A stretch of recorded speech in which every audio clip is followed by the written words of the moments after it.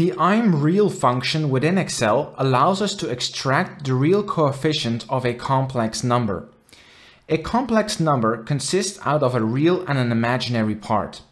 The imaginary part has an imaginary coefficient associated with an I, where I represents the square root of -1. A complex number, we can graph this within the complex plane, where the x-axis contains all of the real numbers and the y-axis contains all of the imaginary numbers.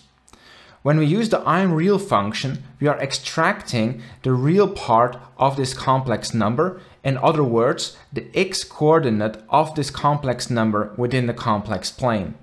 Now, the function itself is quite easy to use. We write equal sign IMREAL, and then we supply a complex number.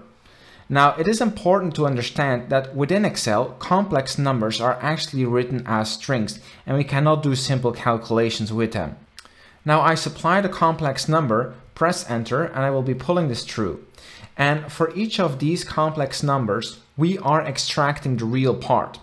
You can see from all of these numbers that the real part refers to the part of the number that does not contain an I. So the first 5 here all have 2 because the 2, which does not contain an I next to it, that's the real part of this complex number. Within electrical engineering, the letter I is often used to represent current. So if you're studying engineering, the imaginary number might also be denoted with a J instead of an I. So let's take a look at an example. So this could also be 2 plus 2J. This is also a complex number, and we can also extract the real part of this complex number. So your complex number can be written both with an I or a J. If you found this helpful, consider subscribing to the channel for more videos like these. You can also leave a tip using the PayPal link in the description.